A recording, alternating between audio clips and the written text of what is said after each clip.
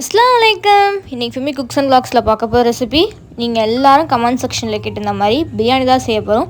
அதுவும் ஜீரக சம்பாலும் chicken biryani. Bachelors அப்புறம் பிகினர்ஸ்லாம் கண்டிப்பாக ட்ரை பண்ணி பாருங்கள். அப்புறம் யார் யாருக்கெல்லாம் மட்டன் பிரியாணி பிடிக்கணும்னு கமெண்ட் செக்ஷனில் சொல்லிவிடுங்க. வாங்க இப்போ எப்படி செய்யுதுன்னு பார்க்கலாமா? ஒரு அடிகனமாக பாத்திரத்தில் 4 டீஸ்பூன் இல்லைனா 5 டீஸ்பூனுக்கு ஆயில் சேர்த்துக்கோங்க. அப்புறம் கூடவே ஒரு டீஸ்பூன் நான் 2 டீஸ்பூனுக்கு நெய்யும் சேர்த்துக்கோங்க. அப்புறம் 2 கிராம்பு, 2 பட்டை, 2 ஏலக்காய் இந்த மாதிரி பிரியாணியிலே பிச்சு போட்டு சேர்த்துக்கோங்க.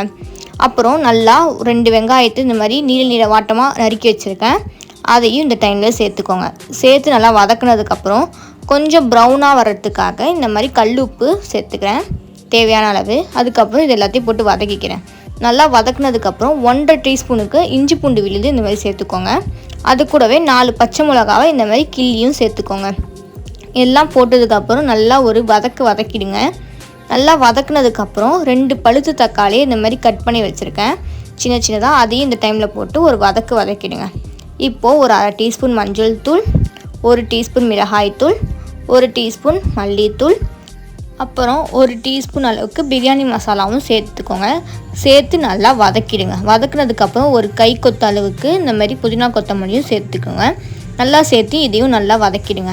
நல்லா வதக்குனதுக்கப்புறம் ஒரு 2 டீஸ்பூனுக்கு கெட்டியான தயிர் அதையும் இந்த டைமில் ஆட் பண்ணி நல்லா வதக்கி எடுத்துக்கோங்க.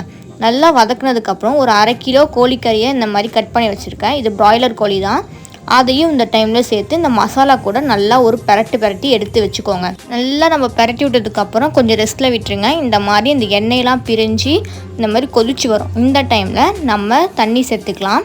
இப்போ நான் 2 கிளாஸ் அரிசி எடுத்துக்கிறேன். அதுக்கு 4 கிளாஸ்க்கு தண்ணி ஊற்றிக்கிறேன். 2 கிளாஸ் அரிசிக்கு 4 கிளாஸ் தண்ணி ஊற்றி நல்லா மூடி போட்டு கொதிக்க விட்டுருங்க. நல்லா ஒரு 10 நிமிஷம் இந்த மாதிரி கொதிச்சு வரும். இந்த டைமில் நம்ம 2 கிளாஸ் அரிசியை ஒரு 4 மணி நேரத்துக்கு தண்ணியில் ஊற வச்சிடணும். இப்போ தண்ணிலாம் வடிகட்டிட்டு இந்த டைமில் இதை சேர்த்துக்கலாம். அரிசிலாம் சேர்த்ததுக்கப்புறம் இந்த டைமில் உப்பு இல்லைனா உப்பு ஆட் பண்ணிக்கோங்க. ஒரு 20 மினிட்ஸுக்கு மூடி போட்டு தம் போட்டுருங்க. அதுக்கப்புறம் சைட் பை சைட் இப்போ தால்ச்சாவும் சிக்கன் 65 ரெடியாக இருக்குது. 20 minutes later. ஒரு 20 மினிட்ஸ்க்கு அப்புறம் ஓப்பன் பண்ணி பாருங்கள்.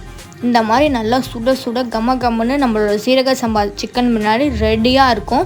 ஒன்றோடு ஒன்று ஒட்டாமல் இந்த மாதிரி கீழேருந்து பெரட்டி விட்டு எடுங்க. அப்போ தான் ஒரு அரிசியும் உடையாமல் நல்லா வரும். இன்னும் ஏன் பார்த்துட்டே இருக்கீங்க? போய் செஞ்சு சாப்பிட்டு பாருங்கள். அப்படியே நம்ம சேனலை சப்ஸ்கிரைபும் பண்ணிவிடுங்க. இன்றைக்கி நாங்கள் இதை சிக்கன் பிரியாணி, சிக்கன் 65 கூடவே நல்லா தால்ச்சாவோட சாப்பிட்டோம். அதுவும் மட்டன் இல்லாத தால்ச்சா ரெசிபி பெரிய வீடியோவாக நம்ம சேனலில் இருக்குது. அதையும் கீழே டேக் பண்ணுறேன் பாருங்கள். நெக்ஸ்ட் வீடியோவில் பார்க்கலாம். பாய்.